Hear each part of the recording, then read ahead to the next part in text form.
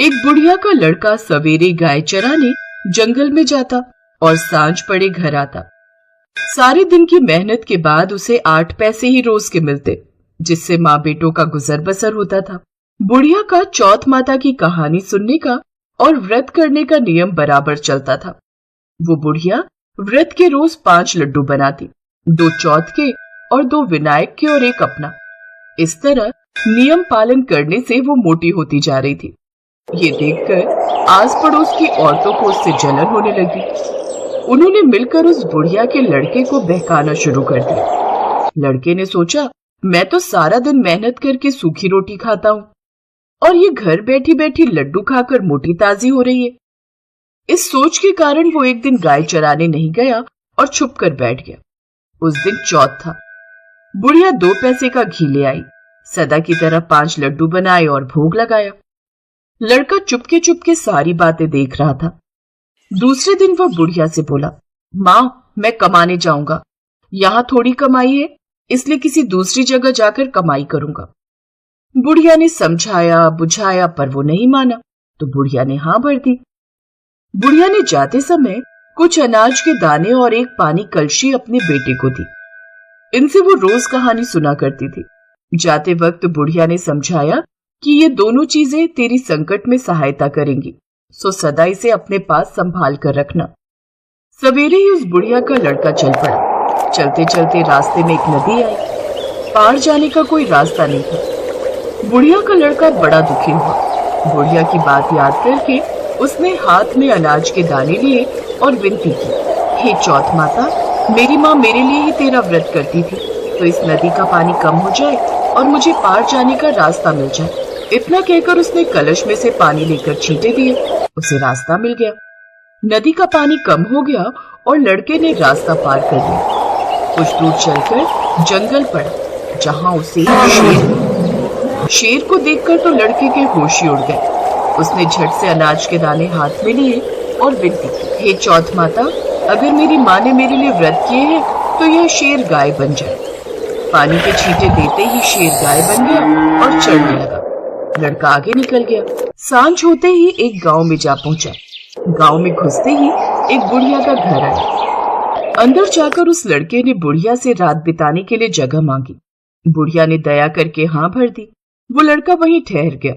रात को उसने देखा कि बुढ़िया बालपुए बनाती जा रही है और रोती जा रही है। लड़के ने अचंभित होकर बुढ़िया से पूछा, बुढ़िया माई, क्या बात है? बुढ़िया माई ने बताया, बेटा, यहाँ का राजा 6 माह एक पकवान बनाता है।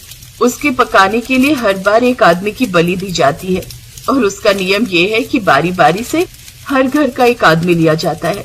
आज मेरे 7वें लड़के की बारी है। उसको आज मालपुआ खिलाऊंगी। सुबह होते ही राजा का बुलावा आ जाएगा। उस लड़के ने बुढ़िया से कहा, माँ चिंता मत कर, कल तेरे लड़के के बदले मैं चला जाऊंगा।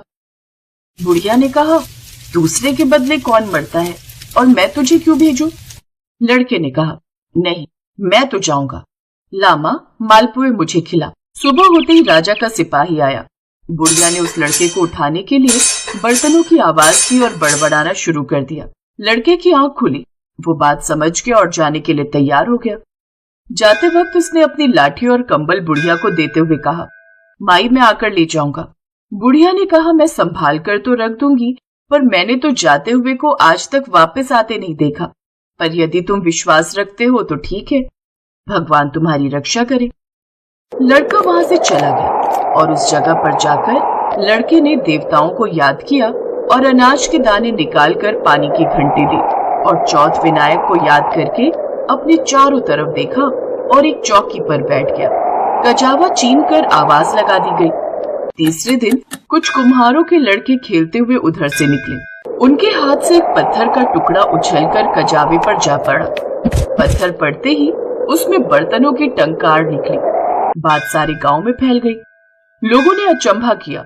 नौकर चाकर भेजे गए। कजावा खोला गया। कांसे पीतल के बर्तन निकले। भीतर से आवाज आई, भाइयों, कजावा को धीरे धीरे खोलना, अंदर आदमी भी है। उन्होंने सुझाव दिया कि ये आदमी की ही आवाज है, तुम लोग डरो मत। आखिर में सारा कजावा खोला गया। लड़का चौकी पर हंसता बैठता मिला।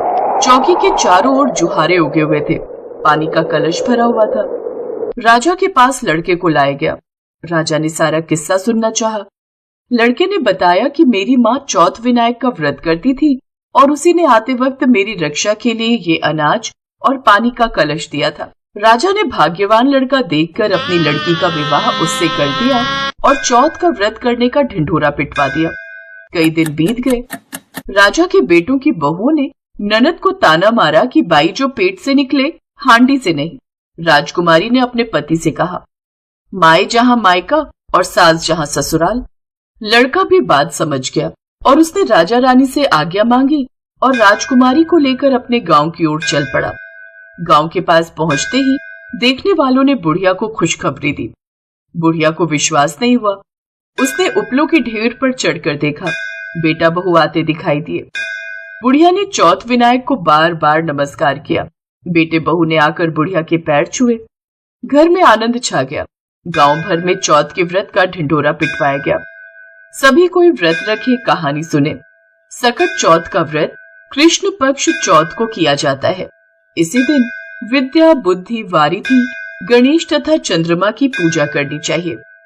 दिन भर व्रत रहने के बाद सायंकाल चंद्र दर्शन होने पर दूध का अर्घ्य देकर चंद्रमा की विधिवत पूजा की जाती है। पुत्रवती माताएं पुत्र तथा पति की सुख समृद्धि के लिए व्रत रखती हैं। इस विधि से करें पूजा। सकट चौथ के दिन ब्रह्म मुहूर्त के दौरान स्नान कर स्वच्छ वस्त्र धारण करें। बच्चों की लंबी उम्र के लिए सकट माता की पूजा करें। चंद्रोदय के समय चंद्रमा को अर्घ्य अर्पित करें और चंदन, फूल, धूप, दीप और नैवेद्य चढ़ाकर सकट माता की पूजा करें। सकट चौथ व्रत की कथा जरूर पढ़ें और पूजा समाप्त करें।